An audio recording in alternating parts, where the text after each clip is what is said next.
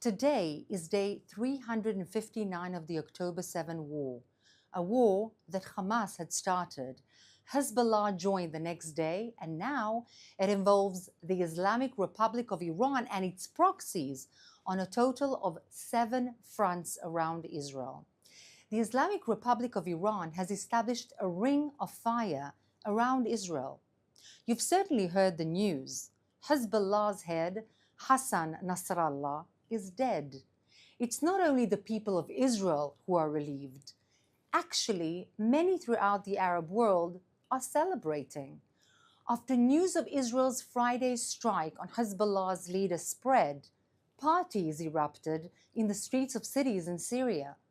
Music was played, sweets were handed out, faces were smiling. Why are Arabs happy about an Israeli victory? People who don't know anything about the Middle East assume that Arabs and Israelis are enemies. But that's not true. Millions of Sunni Muslims in Syria, for example, hate Nasrallah. They hate Hezbollah, and they hate the Iranian overlords directing them. Over 1 million were slaughtered by them in recent years, while Hezbollah helped Syria's bloody dictator Assad massacre his own people. Sunni Muslims remember Hezbollah's assassination of Lebanon's Prime Minister Rafiq al-Hariri in 2005.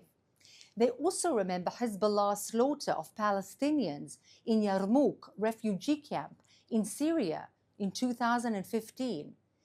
And they remember Hezbollah's starvation of babies in Madaya, Syria in 2016.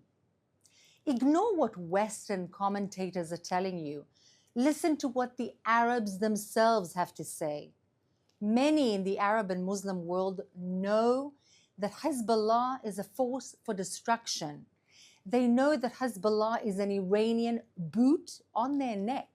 In fact, they felt on their own skins the cruelty of the rapes, the massacres, the beheadings, and the torture in Syria carried out by Hezbollah. Hezbollah claims that its reason for existing is to be the defender of Lebanon. But many see through that claim. Israel, on its part, has no interest in occupying Lebanon at all. In fact, it waited for 11 whole months before retaliating to massive barrages of rockets into its sovereign territory, something which no other country in the world would ever do.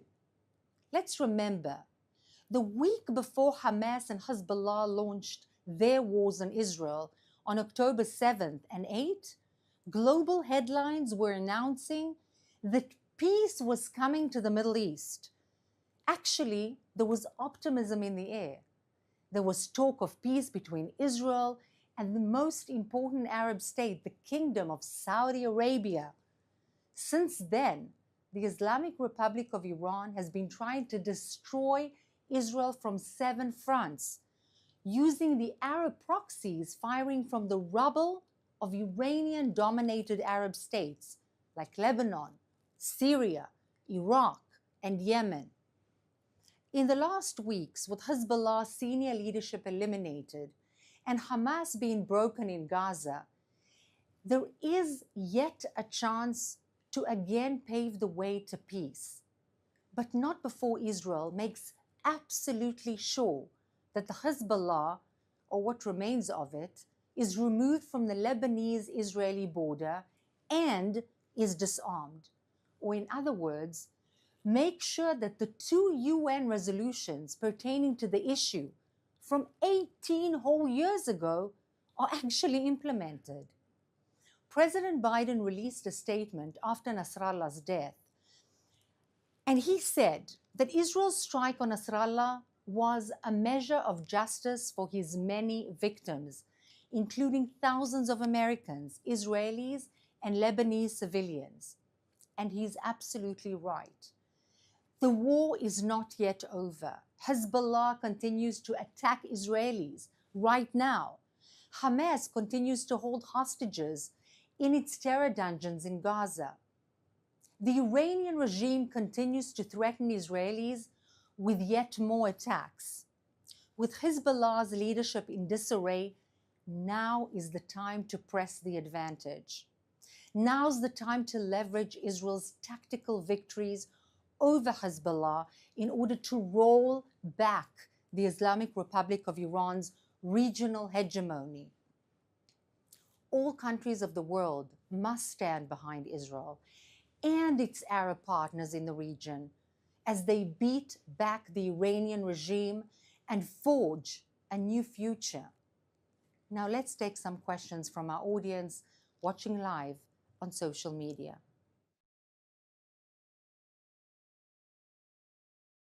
There's been reports just before you started going live on social media that there were attacks from Hezbollah rockets. There were reports just before you started your live in Tiberias, Nazareth, rocket sirens going off from Hezbollah. How far can Hezbollah's rockets reach into Israel, and how is the Israeli home front preparing for such threats? So it's well known that the Hezbollah, before the IDF attacked its storages and its arsenals and its headquarters, had hundreds of thousands of rockets, many of them very specific and very, very long range. And this is something that still remains a danger and a threat, not only to Israel, but as we see, some of these rockets land up in Arab towns in Israel, but also in the Palestinian Authority, in the West Bank. So it's truly a threat to the entire region. We did cut back significantly on the supply, but there's still a lot of work to do. This is a question from our Instagram live. Will Israel ever go directly after the Islamic Republic of Iran?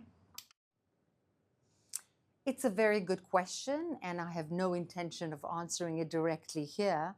But let's put it this way. The entire issue that we've been speaking about since October 7th, not only in the Gaza Strip, but also in the West Bank, also in Lebanon, also with Shiite militias in Syria, from Iraq that is no longer Iraq, but actually dominated by the Islamic Republic of Iran, in Yemen, in many places in Africa, all of this rolls back to just one entity, and that's the Islamic Republic of Iran. Yes, there are other evils. There's Qatar, which is funding the Muslim Brotherhood. There's Erdogan of Turkey, who's also encouraging the Muslim Brotherhood, being a disciple of that terrorist organization himself. But if Iran shall be quelled, at least its will to create an Islamic radical caliphate worldwide, if that is quelled, many of the issues pertaining to instability in the region and in the West will be quelled as well. Let's leave it at that. There are two related questions now on our Instagram live. The first one, is there really a possibility that Lebanon can rid themselves of Hezbollah when they've been embedded in society and government since the 1970s? And the second question, which is related, any sign from the Lebanese National Army? Are they going to get rid of Hezbollah now that Israel has done most of the work? So really the answer to the two questions is a matter of the will of the Lebanese people.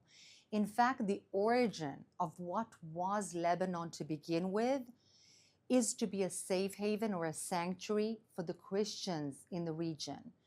The Christians welcomed in the Muslims, and slowly but surely they grew in number and they actually became less pleasant, less polite, and more aggressive. And then the Shiites came in, as you yourself had asked, in the 1970s and began to overtake and basically hold the Lebanese captive. Is it manageable? Is it something that can be taken out of society? Yes, of course it can. It's not going to be easy. They're not going to let go very easily. But a lot of the work has already been done. There's still much to do. But the fate of the Lebanese people is, at the end of the day, in the hands of the Lebanese people and the Lebanese army, which will do well to take the reins of what is happening and to rule their own country. But of course, we shall have to wait and see how willing they are to do so. Shortly before your briefing began, the IDF published a press release saying that it conducted a precise strike in the Dahya area of Beirut. Can you say a few words about what the Dahya area is? Certainly. In fact, the Hezbollah, a designated terrorist organization, is very different to the Hamas, but actually they have one thing in common. They embed themselves amidst civilian population in Beirut, in a certain neighborhood called the Dahya neighborhood. In other words, it became their headquarters. In fact, inside the homes, under schools, under clinics, under hospitals, and so on.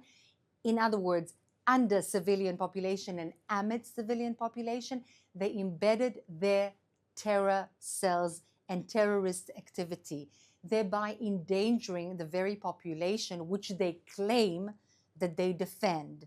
And that's exactly what the Hamas is doing in the Gaza Strip. That is the modus vivendi of the operation of a terrorist organization which is radical Islamist, whether it's Hezbollah, Shiite, or Hamas, which is Sunni.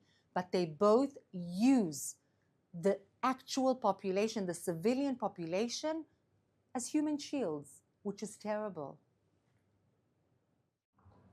There's a report by Dan Williams that Egypt lost $6 billion in revenue in the past 8 months, $6 billion of revenue that it would have gotten from Suez Canal revenue.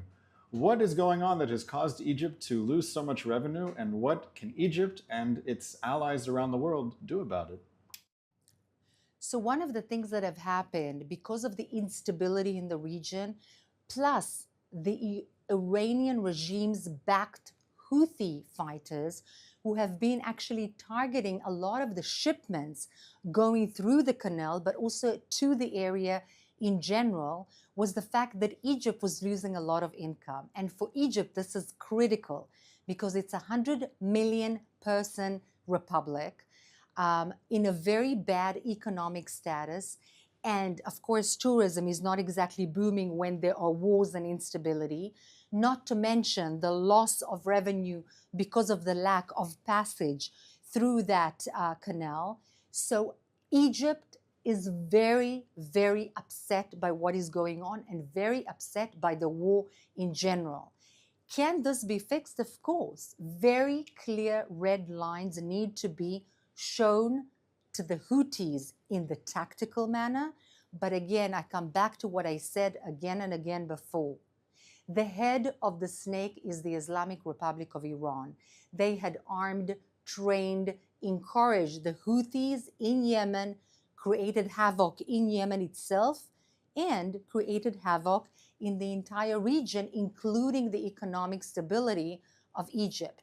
By the way, the United States just passed Egypt $1.3 billion US and waived what it before actually was adamant to receive, a notification that issues of humanitarian equality and standards were being upheld by the Egyptian regime. Now the US waived that, most probably because of the economic instability that Egypt has found itself in following this particular war and event. We have viewers watching from all around the world. That includes Lebanon and Lebanese people who are living all around the world. What is your message? This is our final question. What is your message to the people of Lebanon at this time? First of all, it's the most beautiful question I have received until now in all of my briefings. And it's an amazing opportunity to really, from my heart, say that Israel is not at war with the Lebanese people. It never was, and it never will be.